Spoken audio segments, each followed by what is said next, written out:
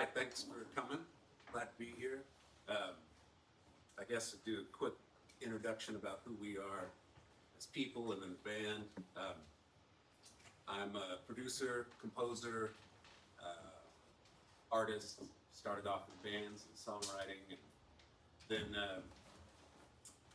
started producing. I was the engineer for a producer named Daniel Lenoir, who was in New Orleans in the 90s.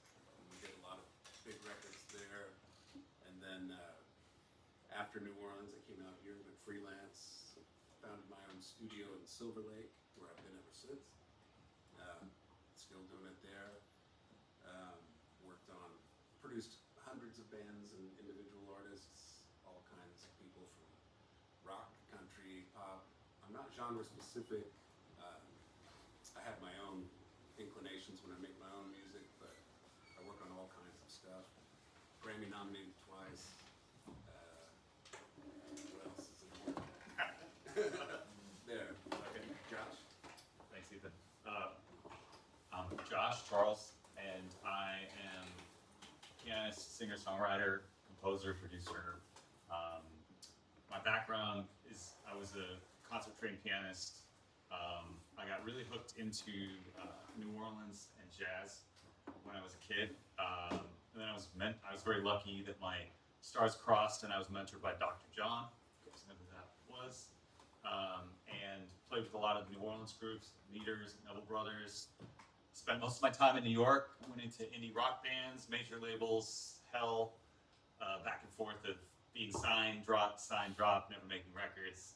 And finally went independent in 2009. I made my first album, I guess that was the first one. And I spent a bunch of years on the road touring that.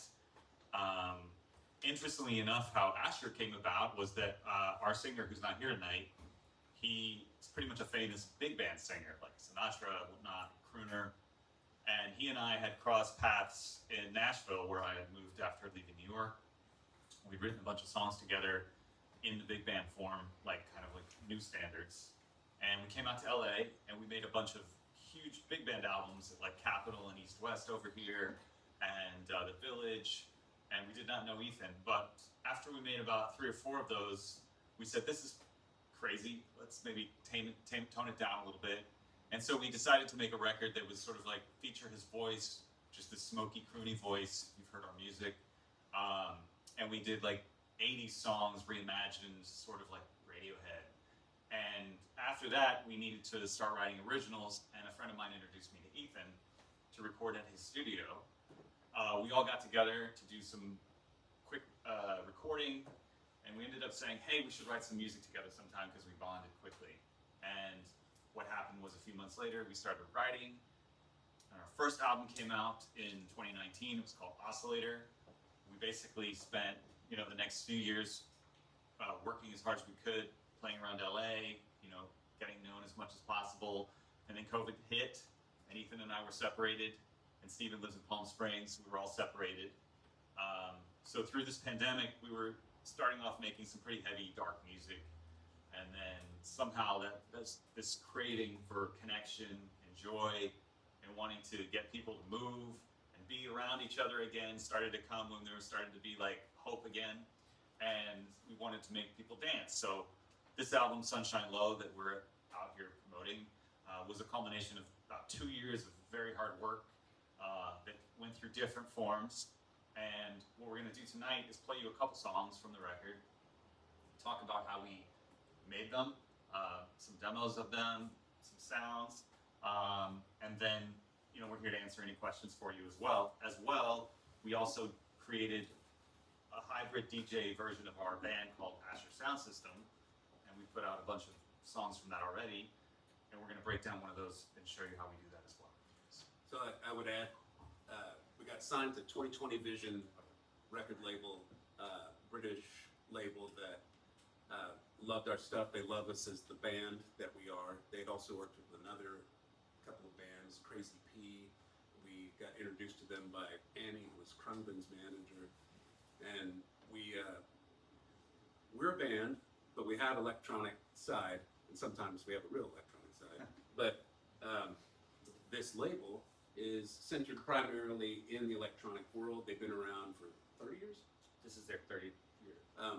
who runs it, is an ace, and they're super respected in the DJ world.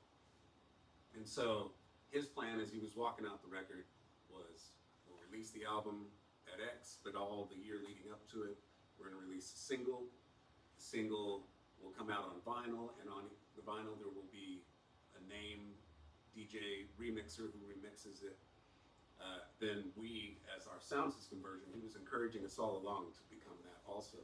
So he really kind of shepherded us through our growth period with that. And then now we've also in the process become DJs. We've always been DJs in our own right. We've done radio shows and KEXP and ASHRR, all kinds of stuff, but never have we been performance DJs. But we've picked up those skills in the last year, so we've started doing that now. We've done live on the air things for a bunch of radio stations, and we've had incredible luck, dublab, open lab, all kinds of things. So I thought that was important to let you know, like, we are a band, but it has always had these other dimensions that, especially through the record label now, has found a voice and we get to do. And so we'll show you a bit of all of that. Start off with a song called Fizzy. It's one of the first ones we did. Started off with a demo that Josh brought. He kind of messed around and done. I'll play you a bit of the demo because this is the original. And I apologize. It is rough. But we thought it'd be a good place to show you where it started, and then.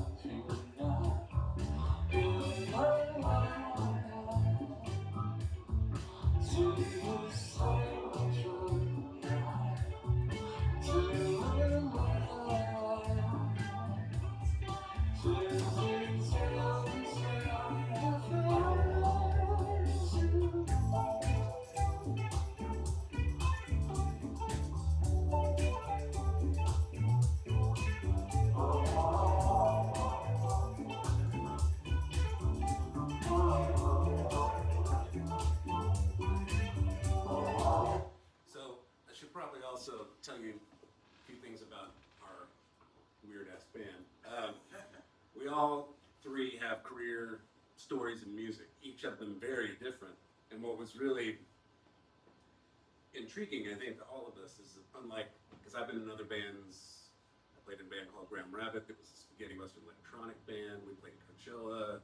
I've been in bands in Austin, done all this stuff, more of your usual thing. But this one, we came together from three very different backgrounds, and that was really exciting because we were cross-pollinating each other in these ways that we'd never been. Sometimes when you're all of the same mind, you don't discover new territories, but so it was very fresh to us when we started doing it. And then, yeah, he brought this one, and we're also happy to share our most, vulnerable, strange moments. And now forever on YouTube. Yes, but part of that too is because of the different ways we come to songwriting.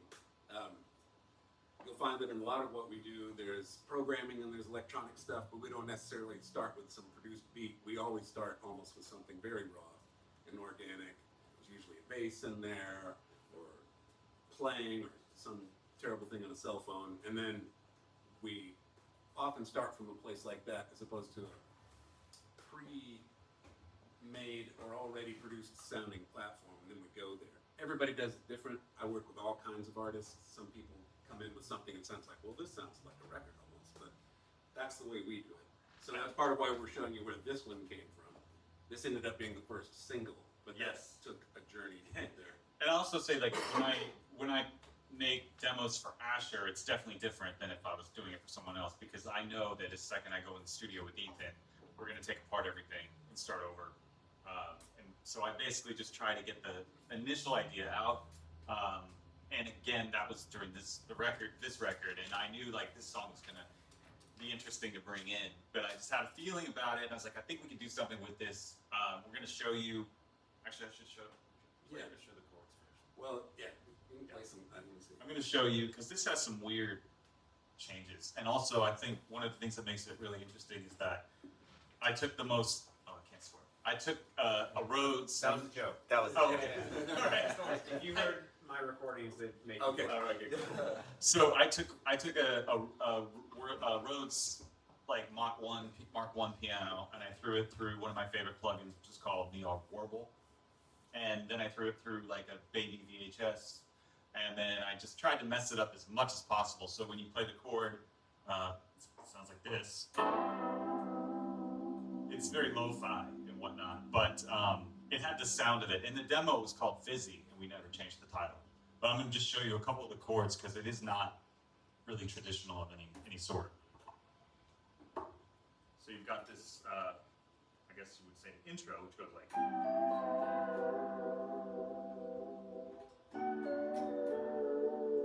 And then your verse, your chords, you have like.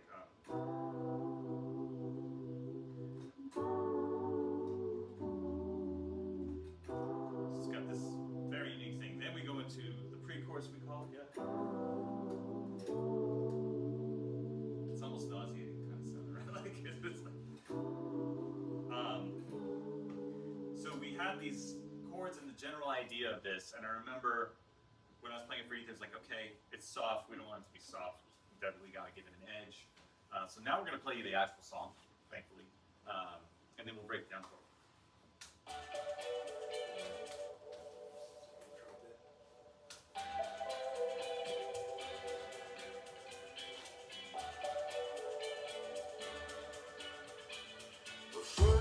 And the multi-tracks.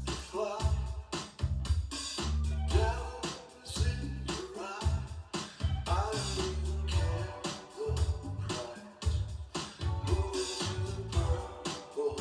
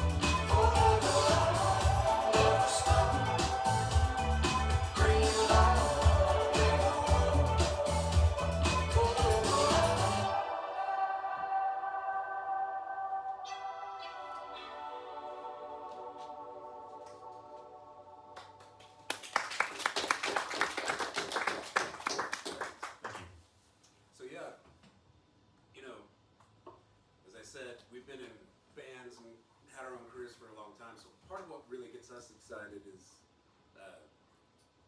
to have organic playing, as you can really hear on this one, but also to, you know, a fair bit of programming in there. That whole middle section was something that just happened while we were exploring, and we love bands like ESG, New York, kind of at the end of punk and beginning of electronic. There was some great stuff that was there. For us, this band has always been just a playground of getting to do what we want to do, and not necessarily adhering to whatever the norm or the taste of the day is. So that's how we kind of entirely function. But this first started off as a demo. We started programming some stuff, we did some stuff, but then it went through several journeys. One was having our friend drummer who plays with us a lot, he's a real drummer. He came in and did his thing after I had already programmed a lot, really trying to get this pocketed kind of deal. And he's phenomenal. He's an A-list session guy. He's played with everybody. He also has a background in electronic music. He's played with Michael Jackson. He's played with all kinds of people, and including modern singer-songwriters. He's doing stuff still all the time. But it was refreshing when he came in. He played a drum part, which is just the groove. But I was just, well, I worked, you know, as I'm sure, as you guys all know, as programmers, you work really hard on your beats. You know, it's like, especially when you have something in mind where, you know, you'll hear more intricate and complicated stuff than the other one. But in this one, there was a specific vibe that we knew we wanted. We wanted to be like by a pool somewhere with a great drink, you know, slight mushrooms coming on, whatever. You know, like we had a specific world that we were sort of moving into. So working on that and finding the right pocket was kind of the whole deal. And then I'll play a little bit of, when we went in, he did the real drums. They're very unadorned. Like, I recorded them pretty naturalistic, and I didn't hype up the drums a lot. I wanted a real sort of soul 60s kind of thing come from the drums, because I already knew programming was going to give us something else. So, but I loved how he just really laid it back and wasn't trying to overwhelm it. And once he did that, you know, like with all programming, and we program with like organic instruments as well, it really just started to come together and feel like a thing. So play a little bit of this. Then we also, at the same time that we went in and did drums, we went into this amazing studio that's in Highland Park, where I work a lot, and it's called Lucy's Meat Market, and they have their own label, Colorfield Records, and they do some amazing stuff there. But they have a Neve console, and like every vintage synth and every vintage whatever, and every synthesizer you can imagine. It's a pretty amazing place. But we sort of just jammed along. One of the things he played, they had a PPG. I don't know if you guys know what that is, but it's an analog synth. 2.3 mint condition. But Wow. you never see him in the wild that much, but he got to play that. That was very cool. So that was a real one.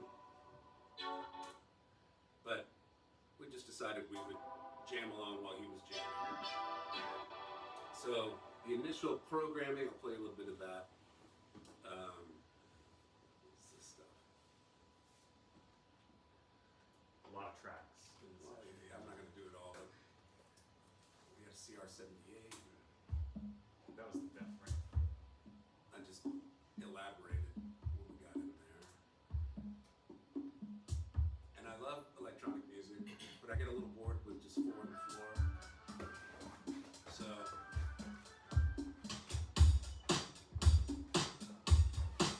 there's always, in this stuff, there's often 4 on the floor, but we're accenting stuff different all the time. When we get to the middle section, which was a departure, this is all programmed, so.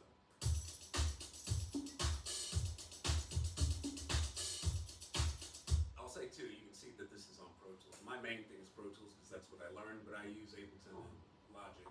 But he's in Logic, so we always work in different DAWs all the time. One thing that's interesting is that we also, sometimes during the making of this album, we were together, but oftentimes we've done work where you'll hear it later. We weren't even in the same room, and we haven't been making the entire record that way because we use what's the software now? Audio movers. So we were able to record in real time with each other's sessions, and we've made an entire almost album that way. What's interesting about what he's saying also is that the drums, whenever I make any demos, I just put the basic drum machine part on because Ethan's like a master programmer. So we used to when you combine these drums together, they're live elements. One thing also that we mentioned is we play all our instruments except for the drums. So one of the things that makes us unique is we can execute the ideas that we're hearing. You know, we can pick up the bass, pick up guitar, we'll trade off on bass or guitar or in keys, whatever's just in the moment. And we try to basically just go for maximum creativity in the moment, because if you spend too much time trying to get your sound, trying to get your effects or whatever it is, you're gonna lose the idea. And I think we always sort of go for it with the idea that just capture it and you go back and fix it later, or you never fix it. Like for instance, the song's called Busy and we never changed the title. I think we were like deep into it going, what are we gonna call this thing? Because it does have this sort of cosmic, you know, twisted, plus a New York City underground dance party involved. And I will say that this song helped kind of launch us because Felix Dickinson remixed this for us. And he had mixed Khruangbin's Time off the Mordecai sessions. And he actually was the one who got us essentially signed. And his remix has been played all over the world, which is essentially a big part of this song, the breakdown of the song. He only took the middle part. Yeah. Just the Which middle was part. cool. That was an excellent choice, you know, but that's the sort of thing that a remixer gets to do, is you have complete license. I think also you know, in doing all of that, we found our own sound. And anything that I would certainly tell you, no matter what kind of music you're doing, because we live in an age now where everybody's got the same tools. Everybody's got the same DAWs, same plugins, same sample libraries. You can learn the way, you know, and emulate, you know, the people that you love and how to get that kick drum sound, that vocal, whatever. But what's so important is, I think, definitely always be cultivating your own individual aesthetic that is different from everybody else, because that is truly the unique thing as you go out into the world doing whatever you're doing, whether it's sound design or composing or, you know, trying to be a pop star or trying to be a DJ. The more you find your own voice is the more you separate yourself from the crowd.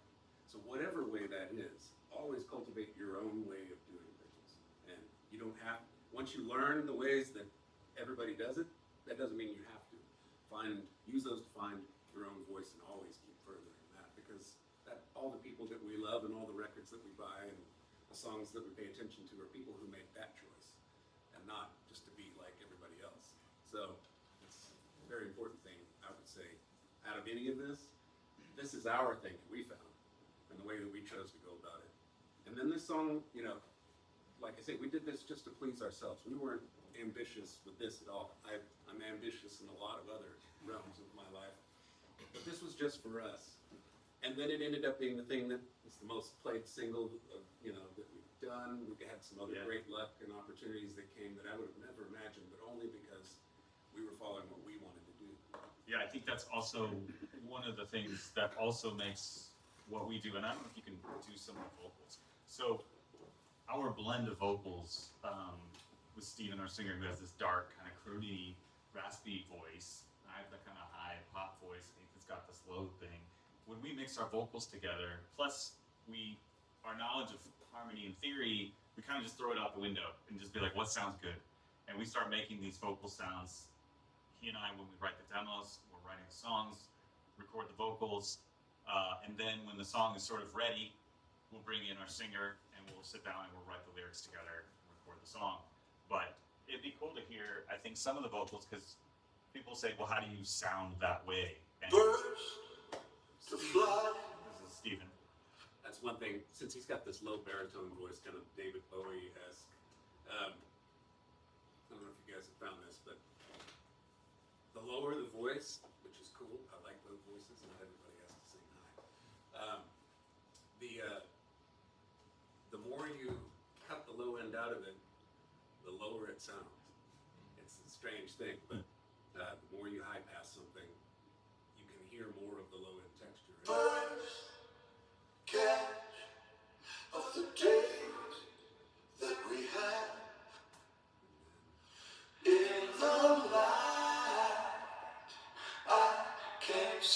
all the signs. We're also choosing harmonies that aren't always your natural. Never stop. Green light, leave the world forever time. But then, you know, you'll take your bits and pieces and you'll sample it or throw it in something in Ableton and mess with it and play the slices of it. But it's all basically, we like to start with some idea that we can grab onto before we, you know, break it into 1,000 pieces. Especially this song. This song is much more of a classic song with a different thing in the middle. So it was one of those songs where we weren't even, we were starting to work on the new album, but weren't sure what direction that album was going to take. This was definitely one of the early songs from it. And grab the power cable. oh, okay. And I will say that it actually ended up becoming our signature song in some ways because it's so weird. Like I remember it's like, we're gonna do this, and to think that even radio latched onto it, and like Novino was playing it all the time on Morning Becomes a Collective when it first came out. We're like, what?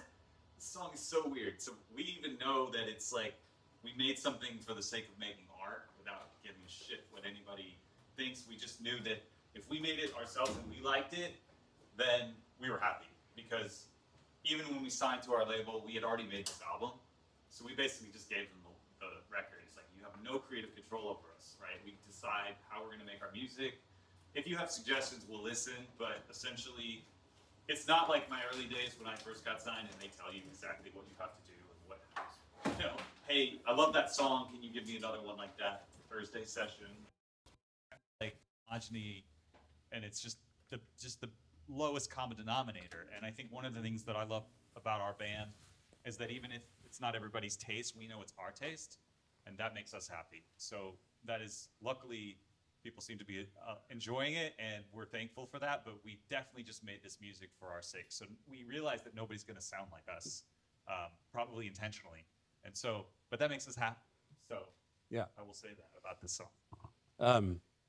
Yeah, and I would have never necessarily thought this would have been a single, but Exactly. Right. it was, and it did well for us, so we were happy. But Sure. Do you guys have any questions about this one? Sure. Could you maybe dive into, there were some great harmonies, like tight stacks of harmonies Yeah. on the outro, yeah, and maybe you could just kind of like go into a little more detail about the vocal production and kind of how you're treating those vocals and stereo placement, like what's giving you that really nice thick sound at the end. well, It was like that last chorus Yeah, before there's- the woes. There's some nice stuff going on there.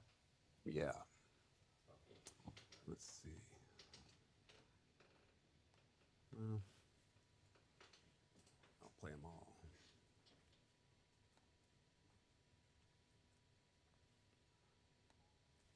All right. Let me do this. How many are? Oh yeah, there's more. Yeah.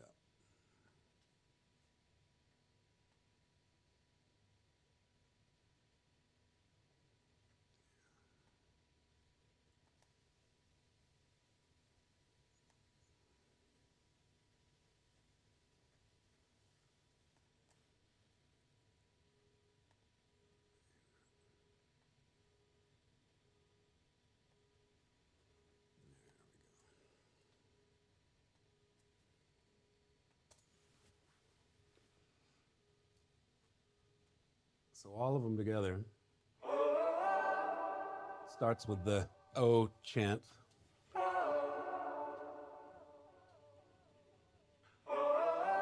Never stop. Green light, leave the world forever time. Never stop.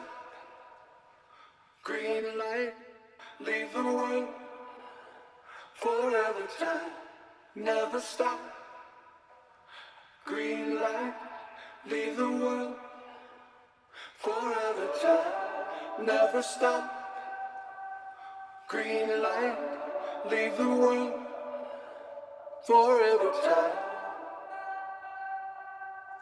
So there's the O's that you hear naturally, and then Stephen's got his low voice, and Josh has an amazing falsetto that he can just do real easy. So we immediately started doing a lot of putting those two things together. And then I'm usually the guy in between who's doing the clusters and the more unusual harmonies. But the main thing is just trying to get, there's parallel harmonies with the lead vocal. So there's Steven, where is he? A lot of fourths I noticed. That was like, I didn't remember that. Yeah. Never stop. Never stop. Green light. That's just a double. We've got Never stop. Green light. Leave the world. Never stop. Forever time. then start hearing some falsetto creeping on certain things. In the middle section, when everything is going off, there's some great falsetto moments. I was channeling some Earth, Wind, and Fire. Yeah. Like cyanide.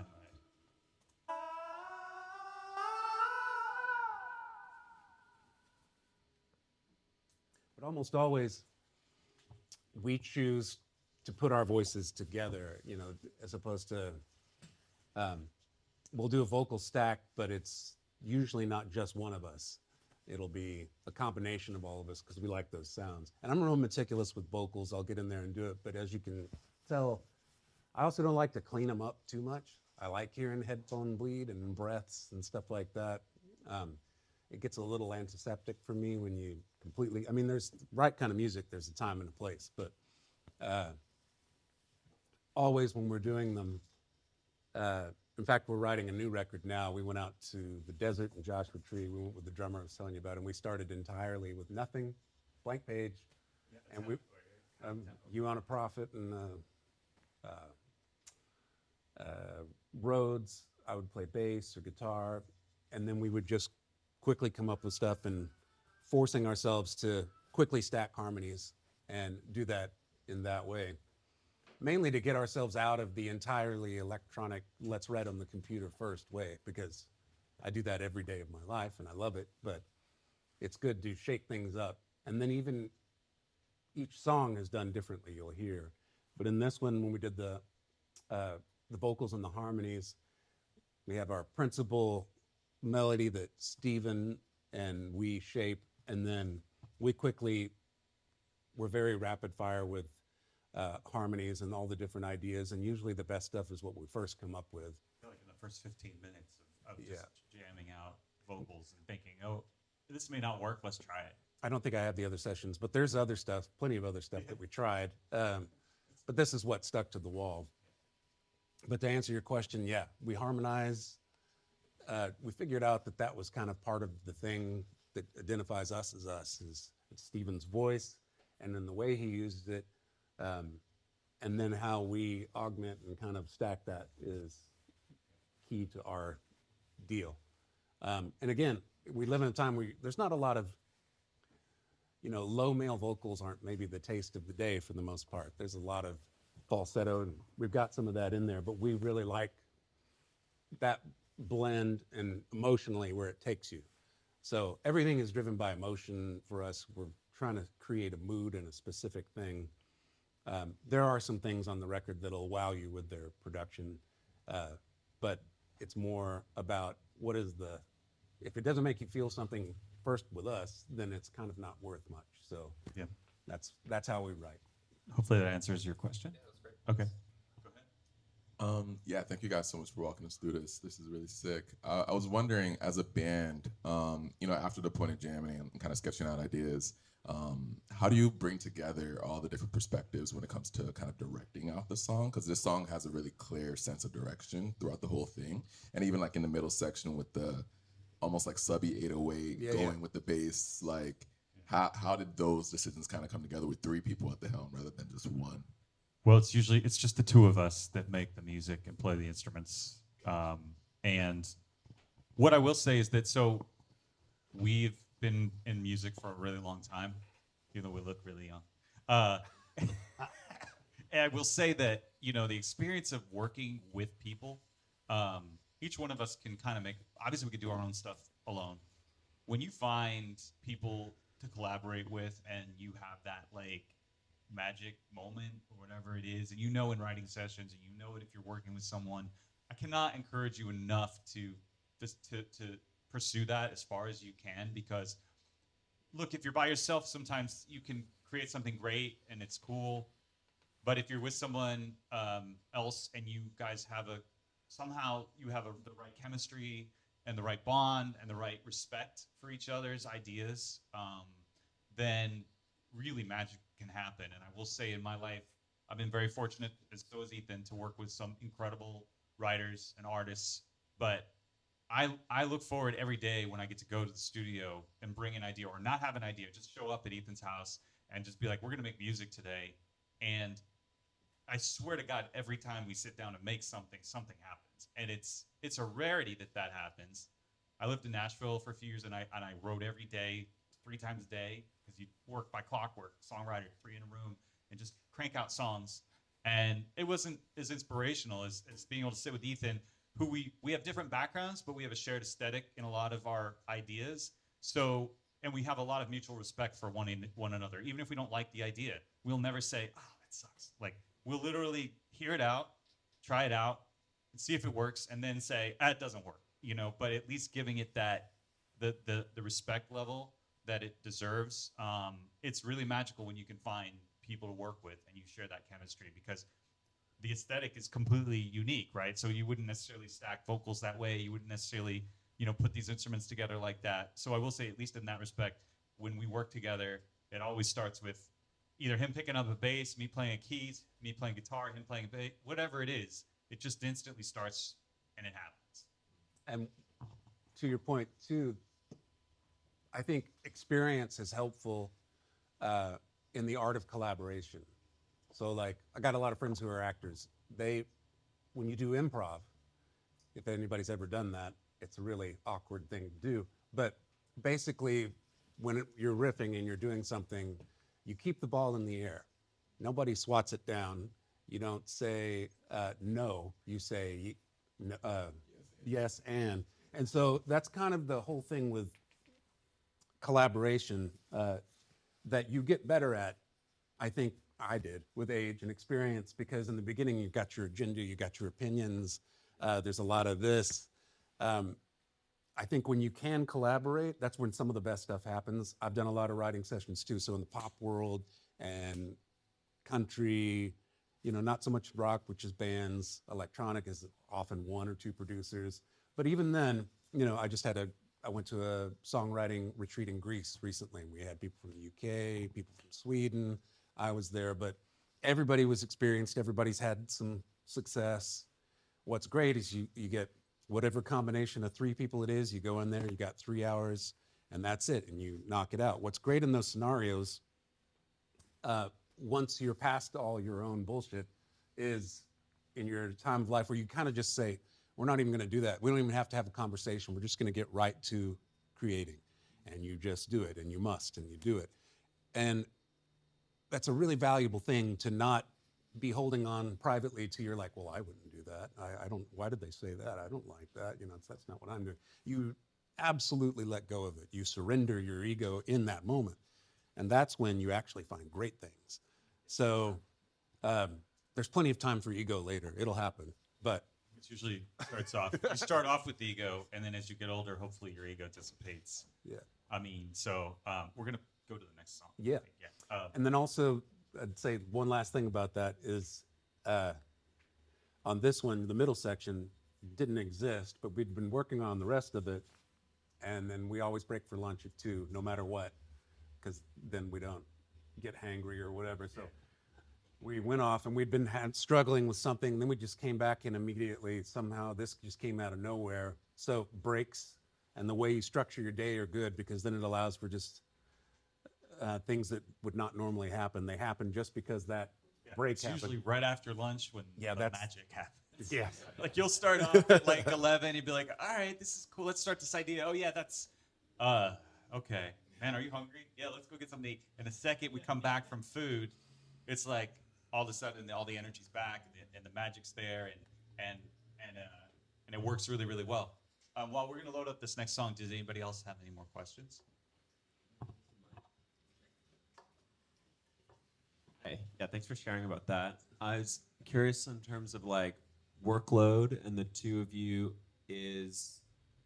are you always working on the stuff together and it's like start stop when you're together, or do you kind of delegate some tasks out? And I think having like had a long time collaboration, something I struggle with once I've kind of gotten over the ego stuff is still just like maybe like the hours put in and like especially being in the role of like needing to finish it. It's like something where like I end up the bottleneck a lot of the time and like in the position of my friends like fucking nagging me to finish it, and then which I'm like meh, but then I'm like, oh, I kind of put myself in this position by like being the hardest at the end of the chain. I'm just curious. I'm like always trying to improve that for their sake and mine. Sure. I mean, I think two parts to that answer. One is that we do, and I think it's necessary, these roles change all the time, but we do assume our roles. Often there'll be an initial thing that he'll come up with quarterly, or although in the course of it, it can generate with either one of us. I mean, but it's more that whoever comes up with something, just like we were saying, you immediately start knocking it back and forth, and then back again to the structure of the day. One thing that's important about that is when you've only got this much time together, and it's not an open-ended forever. We'll just be creative as much as we want whenever we can. We always kind of have these unspoken rules, and one of them is by the end of the day, we're going to have something that impresses us. And we can listen to on the way. We finish this idea, we bring it to some sort of success, even just that at the end of the day. So it's not just always an spread out table of fabric that's not made into anything. We're always trying to say, okay, we're going to have something that makes us both really happy by the time we go home and we can listen to it on our phone. And then as far as the roles that we play, he's a great writer. He has great production skills. I've been a producer and a mixer for a long time. So I'm always mixing as I go. That's always happening while I'm working. And so again, each day, each time we work on it, is a definitive thing. And so like, same thing in writing. One thing that's great about a writing circle, it's the most awkward, strange thing at times whenever you do a writing circle, because you got 3 hours, you don't know these people, you don't even know if you like their taste, but you have to do it. And so you do it, and then once you agree to do it, you have to finish it. You have to bring it to a close. I just did this one, we wrote 22 songs in a week. There's pop songs in there, and there's people in there who've had #1 hits and everything, but you can't do any of that unless you just get to it. You can't be your own obstacle. So that's what we do in a workday. Whatever the other person is doing, we just sort of naturally and subconsciously become the supporter of that and do whatever the other thing is. This is actually a great transition into the next song, because in this song we're about to play for you, we were in the same room together. Neither one of us had the idea. We started talking about, we're going to play this. We're going to play the demo? No, we're going to We'll play you the actual track on this one. And then we're going to talk about our DJ setup and how we create stuff specifically for that. And then we're going to play you the sound system DJ entity part of us. That's the session we'll show you on this one, which is the remix side of us. Yes. So we'll play you the original song. I will say one thing before we play this. So this song sat around for a while. We loved this, like, the idea that we had at the beginning, which is essentially like the verse. And we even had the lyrics to the chorus, but there was no chorus. And we just kept like jamming on this idea, this really polyrhythmic drum thing you'll hear, and this sort of Afrobeat drum bass line. But we really liked it, but we kept playing it over and over again. And I remember it wasn't the first session, it wasn't the second session. I think around the third session, we came up with some chords and helped make the chorus. But we'll let you hear it. It's called Different Kind of Life.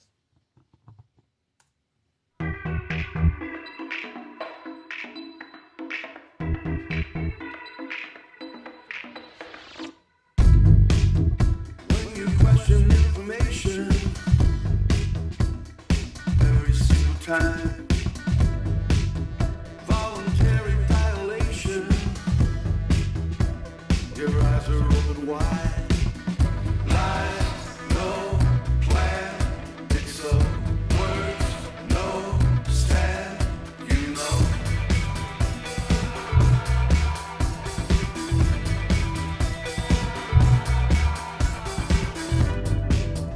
When you know that it may happen, and you don't know what to do. Wait to hear the weatherman before you make a move. Before you make a move. Why do we keep looking for a different kind of life? Why are we still waiting for a different kind of life? I used to think had all the answers. I knew for sure that 1 and 1 makes 2. Now I'm feeling that it doesn't rhyme. I don't think it's gonna fall in line. Why do we keep looking for a different kind of life? Why are we still waiting for a different kind of life? Why do we keep looking for a different kind of life? Why are we still waiting for a different kind of life?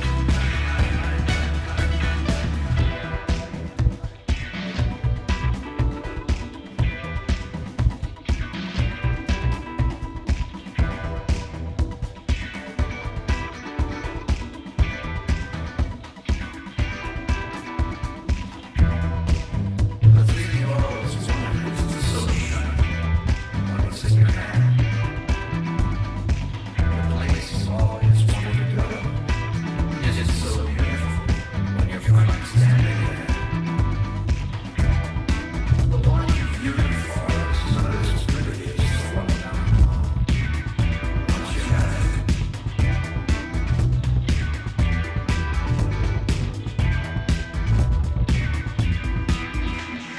Why do we keep looking for a different kind of life? Why are we still waiting for a different kind of life? Why do we keep looking for a different kind of life? Why are we still waiting for a different kind of life?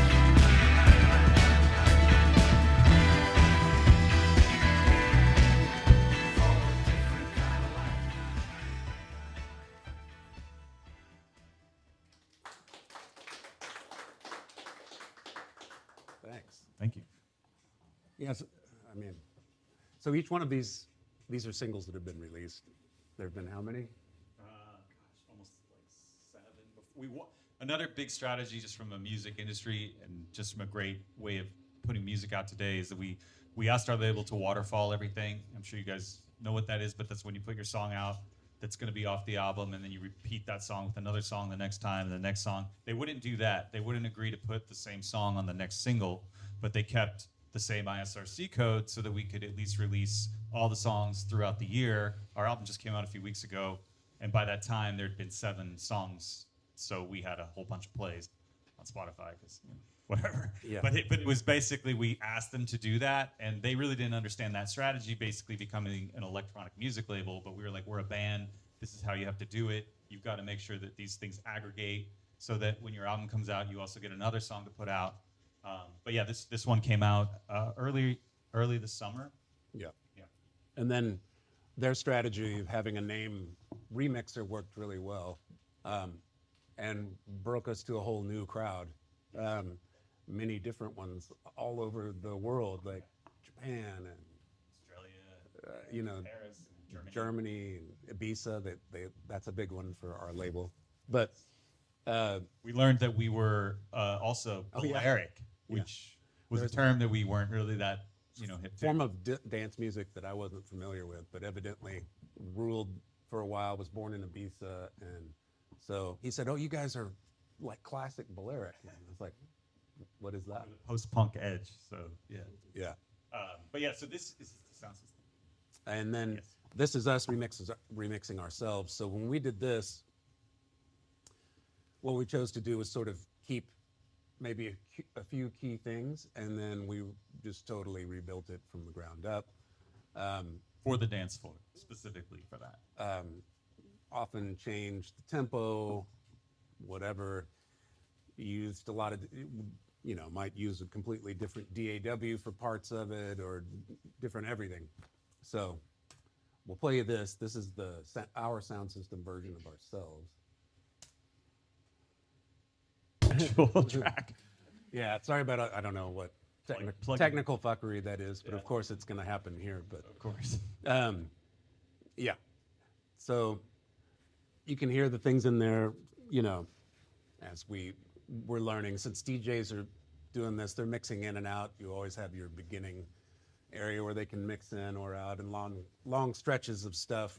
And for a lot of dance music, our taste, we like a lot of somewhat minimal stuff. That doesn't mean we don't have there's other songs where we have, we never really get into EDM, but we have our more electronic build-ups and breakdowns and all that sort of thing.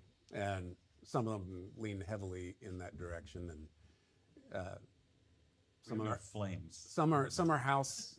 We definitely have some house stuff going on and some dark house. But this is the song where we loved it. We always, for instance, we'll do certain things that might not be the usual thing for a remix. Usually, say for instance, often we'll grab a real bass guitar and play a real bass line, as opposed to always reaching for the Moog or whatever, just to make it have its own toughness and difference. But that doesn't mean there's a lot of them where it's total synth bass line or FM dance floor moment, but whatever. In this, even though it's a dance floor thing, we sort of make our choices and keep with an aesthetic direction for that song, although each one might be really different. But Yeah. I think also we don't follow the rules of, like, if you go in Record Box and, every 8 bars is something new or anything like that. And then our label's like, if you put that, it would be good, for people when they're mixing your music. But we'd rather sacrifice to be able to have the song the way we want it to sound, the way it feels natural for us, phrasing wise. Like, you'll notice if you try to count this, there isn't something every 8 bars. There's not a drop all the time. There's not a typical dance break that's in it, but it's worked around the world. People like it. So we just figured this makes us unique. We make our own kind of dance music, which we call, nickname it ODM. It's like organic dance music, because we're playing our instruments. We're still trying to make sure that the most important thing is the vibe and what we're putting across. And this is pretty complex. Again, one of the songs we're not in the same room for. So when we were working on this, I was at home on Logic using audio movers. Ethan was using Pro Tools. And I would pick up guitar, send him a little snippet, he'd put in, I'd play keyboards, something, we would go back and forth. And this entire version of the song, we were not in the same room. So it's possible to do some pretty awesome stuff when you're not in the same room, when you have, especially in a Grammy-nominated mixing engineer who knows how to mix this well. But I will say there's some really cool things in this song that we want to show you, as far as the drums, how we built the drums out. So I'll let Ethan show that. We did a side project, one thing that was a French 60s covers with a singer named Mindy Jones, who's amazing. She does a lot. She's the queen of licensing, as they call her. And then Mike from Gorillaz. And we did it just as a thing to do for licensing. And During COVID, we were trying to find shit to do. but one of the things Mike told us about from Gorillaz that we latched onto and love, and this You're about to get a secret. is a thing called Magic 70s. And it's this weird thing you can put in contact, but it kind of loads oddly, and you have to load it from the user side and not from the normal, and it's got great graphics. But It's like $50 too. The best investment. but it's got these great old school drum machine things, and it sounds like a jam session in some basement you wandered into in 1976. But you can control different kinds of percussion, cowbell, whatever, and it just gives you something other than your standard, well, I'll reach into Ableton and find what their shakers are, or but here's like some of that. So this ended up becoming a star on the record.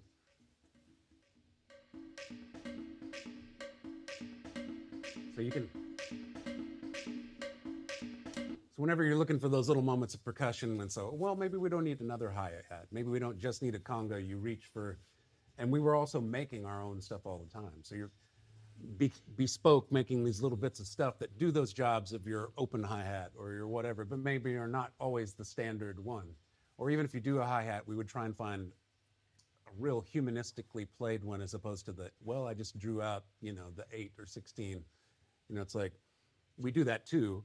Sometimes you want that crisp, you know, Ableton-esque cutting thing. But then sometimes we're always mixing it in with little bits and pieces. I'll play some of what all this is. It's like, we'll do claps. Some are a loop. Some are ones that we make, and then we make it sound like sort of a gospel thing. We love to sample ourselves. Yeah. Again, that's our thing, but we're always trying to interject that in there wherever we can. Where's your dub? We love dub. Oh yeah, dub music, experimental dub in the 70s. We got to work with, one of the first remixes we did was with Scientist, who's one of the original King Tubby engineers, and he was amazing. He was also deaf. The loudest session that we've ever been in our lives, that we've been to a lot. I've been in Dr. Dre's studio full blast, but this was he had an SSL, a wall of speakers and a wall of subs, and there was no way you could have a conversation. Plus he couldn't hear, his high end was gone, so everything was piercingly high. He's running it through the filter, so it's Grampen filter, so it's like going old even school thing higher. from the 70s. The treble is just getting even more and more, and he's like, "Oh, I can't hear." I was like, "Oh, yeah, that's." Okay. But So he anyway, was amazing, and he did some incredible stuff when we could hear it the next day. But so we put that drum part together. yeah, I'm trying to see what's what. This is still all percussion stuff, I think. Made up of different ones. Let's see. A go-go. I love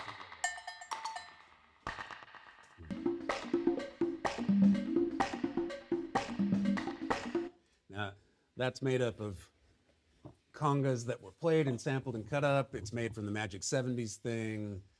We would also grab things. I have these old gas tanks that were made into lamps. We'd play those. Anytime we could do our own stuff, I think that's important, just to not always reach for what's in the loop bin. Now,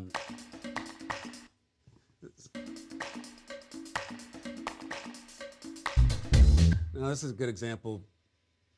When I do hi-hats, I love to find something really humanistic and then mess with it, program it, lay it behind, but find something that's not just your usual deal. So, and then layering hi-hats.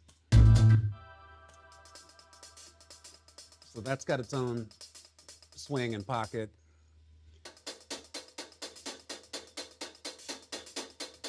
I love how just bratty and yeah, and not even.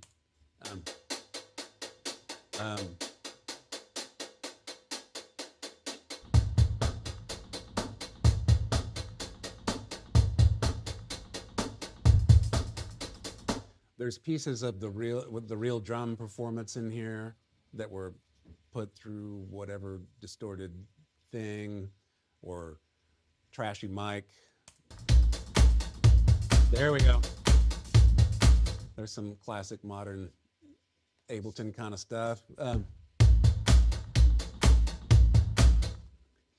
like I say, we have some old school disco record in here. You can't go wrong. Yeah. We also, when we were doing this, Some weird programs. We loved dry 70s We used addictive drums a lot and really dry, carpeted sounding stuff. mixed Vintage with- dry is another little trick. So we love vintage dry out of the addictive drums too.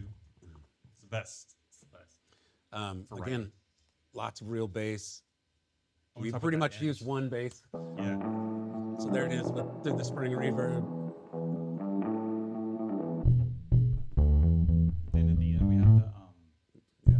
aesthetic. Also, we talk about aesthetic. It's like, so as you can see, like the complexity of the drums is it's never just like a simple drum machine, one beat kind of thing. We respect that as well. But when you're building, I think this was challenging for us when you're building a remix of your own song and not get lost in like, where do we go? Where do we take this? How far do we go with it? Where's the end? And, Yeah. and, you know, how to know the end part. So, I remember we were getting to the end of the song, and I just played this Rhodes part over the end of it, which almost sounds like it's another song. And I said, "Oh, this sounds like we're mixing in another song here." And then you have this sort of like '60s blues guitar riff that comes in, which again is not necessarily anything you would hear in like electronic music Little necessarily. But Kind of it's- Fela Kuti. yeah, Fela Kuti was a huge influence on us, and you heard on the original track it has that polyrhythmic Afrobeat sort of thing. But at the end of the song, when we were playing, trying to figure out how to mix out of this, I was like, what if we just started writing another song over it? And that's why it sounds like that towards the end. Let's see, I'm trying to find those elements.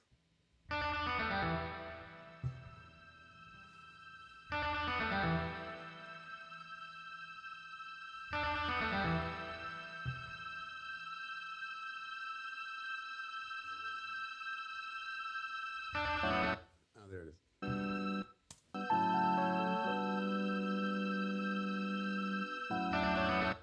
That just came from listening to other records and seeing how they would mix together. It seemed to work.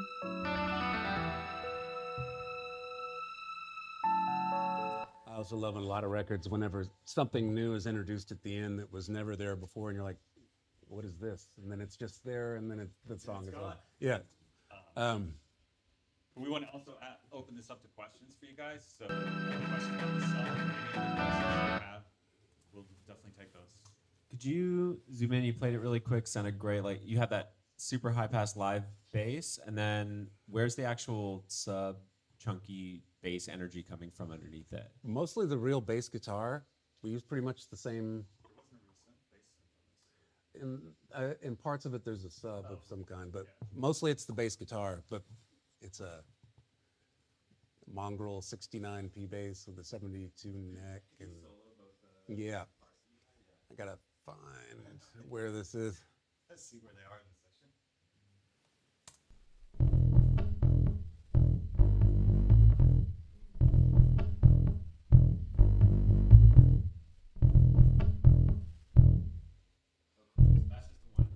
That's the bass guitar, And then there's also the main bass, which is the verse, which goes through the song. and that's a big part of ASHRR for the bass. We do have synth bass. Here's this thing. Let's see. I didn't remember that. Oh, at the end.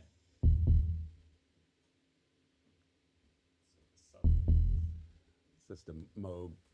But in this one, there's other ones where there's, a synth bass line that really leads it. But almost always we put a real bass guitar in there, but we work really hard and we would get our sound. That's one of the things we do too a lot is choose certain characters of sounds that are throughout the record. A lot of other things change, but we have certain home bases, and in this case, literally, the bass is definitely a sound and a character on the record.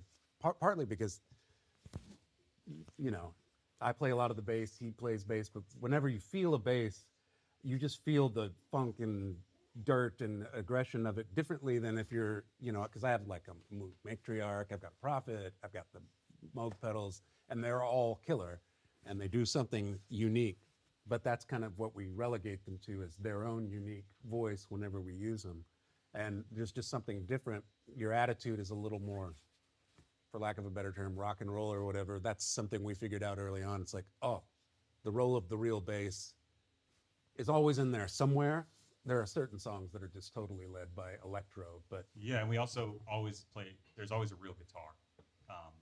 Because we're both from bands. We came up with electronic music, but we desire there to be real instruments in there. It also separates you from everyone else. You know, you can always tell in our music that there's real instruments in there. And also, you know, our love of funk and soul and disco and house, well, house being the early disco records and everything, and post-punk, such a big influence on our style. So we definitely want to always be able to say, when we write a song, like, okay, what's the instrument that we're using? What's the idea? Where do we take this idea? And in this song, when we start working on the remix, Ethan came up with that bass line, and I was like, that's killer. Like, let's use that. And we were like, oh, should we just keep that going the whole song, or do we change it? Because, you know, a lot of remixes just keep the same bass line over and over. But we like, I think that might get boring, so let's try something else. So we found our combination of things that worked. And again, it's probably just instinctively having so many years of doing this where we just trust that, I think this is good. It's good, right? Like, at the end of the day, when we put something out, we don't have any deadlines or anything, thankfully, but we were like, this is ready. It's good. We're ready to do this. And then this song was definitely of our sound system material, which is out. A few of those songs have been showing up on the vinyl remixes of all the other ones. We knew we were competing with like some legendary guys like Ron Trent and Felix Dickinson and all these guys. So we wanted to make sure our remixes held weight as well as our band as well. So we put a lot of time and energy into these as well. These definitely didn't take a day or two. They did happen pretty quickly, but they took a little bit of time. I'd say about a week or so at least. 3 or 4 days at least. 3 or 4 days at least. Yeah. Yeah, your live bass is great. Oh, thanks. Could you explain some of the processing? Like, do you have any go-to effects, or Yeah. if it's in the I mean, box or out of the box? Most of that's out of the box. In fact, all of that's out of the box. I don't think there's. Well, at the beginning, the spring reverb was when it's high past this thing. I think that was the only. Oh, wait. Where is it?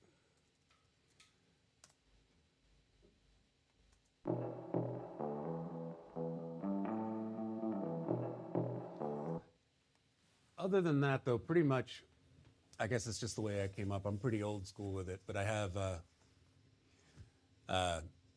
the bass I was telling you that's like a 16, it's a P bass. And then comes out of that, goes direct straight into a vintage Neve, and then out of that into a retro 176 tube amplifier, which is kind of this similar design to a Fairchild, and it's hitting it pretty hard. Use the Altec on this one. I have an Altec, which is a 50s tube preamp from like Motown, but we didn't use it on this. Okay. Mostly it's because it's all connected. You just plug in and go. But and then sometimes, I don't think I did on this one, but I would also maybe use a Sans amp to dirty it up. But I try to find that sweet spot where it's doing it on the compressor and the Neve doing it rather than, because you can do it with all the stuff, we've got all the things, but there's something about, if you get the magic sort of halo version of the sound right there, it just seems to, it doesn't seem like something's stuck on top of it, it's in there, you know, and you play into that sound. So that's pretty much the bass sound for the whole record, is that. Yep.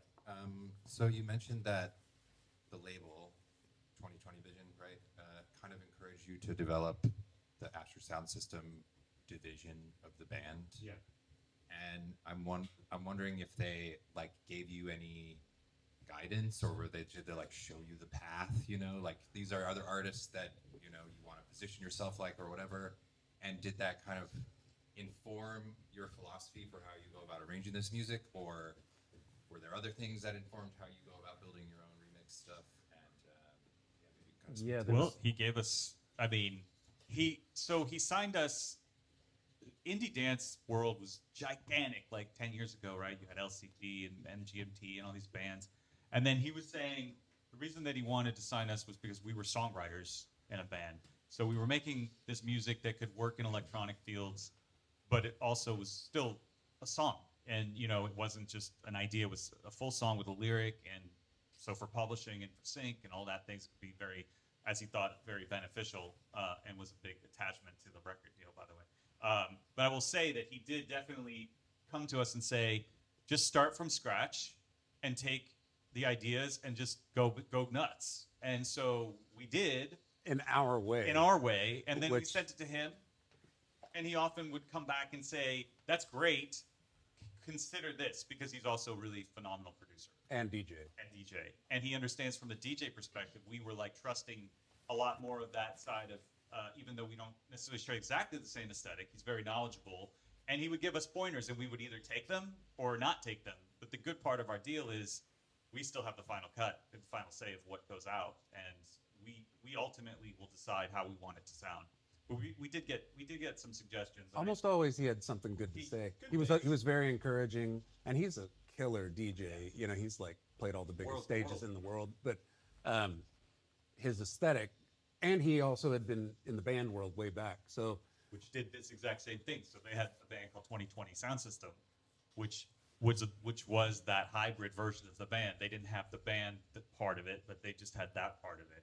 So it was helpful for us. And there's also a band that was key in our development with them, a band called Crazy P that started in the 90s and became very successful. And we just saw them not long ago. We went to the bridge downtown and saw an amazing DJ set because they also had their DJ end of it. And they were phenomenal. And we got to hang out with them and go to have breakfast with them in Venice, but unfortunately their singer recently passed away, and that was a big deal in our community. She was amazing. very encouraging, and also helped us get They signed also- because they put us on their Crazy P Curate collection that we did Fizzy remix for. But having done work Yeah. with the label, they were also another one that started off as a band and, you know, developed their electronic DJ-ness as an offshoot of that, which ended up becoming what they were doing most of the time at the end. Although the band regrouped recently, they played Glastonbury. Yeah. But it was a real tragic thing that she's gone. But they were another similar thing in our wheelhouse. There's other ones like Soul Wax, who we love. There are I'm- too many DJs is their hybrid, right? Yeah, That's but you know, they started off as a band, or Bonobo started off as a band, then became bigger in the DJ world. Jungle, Salt. Salt, all of these are big things for us. So, you know, that was what we were fans of in that realm of music at the time. So that led us to our decisions of how to do it. So, And also being naive. Honestly, naive. We knew our own aesthetic. We know what we liked in dance music. We couldn't tell you what was on Beatport charts. We couldn't tell you what the world's biggest DJs were playing. It was probably stuff we weren't listening to. So we came from a more of an underground way, which is why we got to work with Scientist and all these guys. Like, we just have a remix coming out with Ron Trent. Very grateful about, excited about Felix Dickinson, System Olympia. Love Finger is a really good friend of ours who's phenomenal DJ and producer as well Heidi as Lawton, his wife Heidi Lawton. So we definitely have gotten immersed in this world and just thrown in feet first. And we just like, all right, this is cool, and we love it. We and actually everybody's love it. been very encouraging and promote. You know, there's not been any of that like rock and roll. whatever, or, you know, amateurs. You know, everybody's been super. Like, it was not that long. I mean, we did it live on Dublab, our first set, and you know, the two of us trying to figure out a CDJ was pretty comical in the beginning, and that wasn't that long ago. But a CJ. So it's like, but that encouragement to sort of, you know, just go for it and go for it in your own way is what's been the most interesting part of the journey. And along the way, we've discovered so much more about that world and the stuff that we really like. We keep getting attracted to things that, you know, that really resonate with us. And so, you know, everything, even from old school house, you know, we went into a Frankie Knuckles kick, and then we went on to Blair the Bond. Anyway, we found our own path in electronic music that really resonated with us, and we're continuing to do it. We have a mutual record box folder now for our live sound system sets, and it's just growing all the time. And we just did another set of that at Appetite downtown, and it was a lot of fun. And I think we're now we're good at it.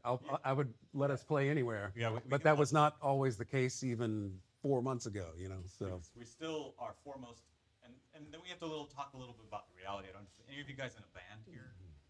No. Well, being in a band post COVID is a whole different ballgame as far as like we're a 5-piece band. So even though we make this music and we're like, all right, this next album we're gonna be able to play this shit live, right? Because as you can tell, playing something like this live is really complicated. And so we have a bass player and a drummer that we bring on when we do live shows. And we're just in the process right now of learning our album and how to play it live. And every time we write, we're like, okay, we got to make sure we can play this if we're writing it. We got to be able to play this live because I'll play guitar and sing.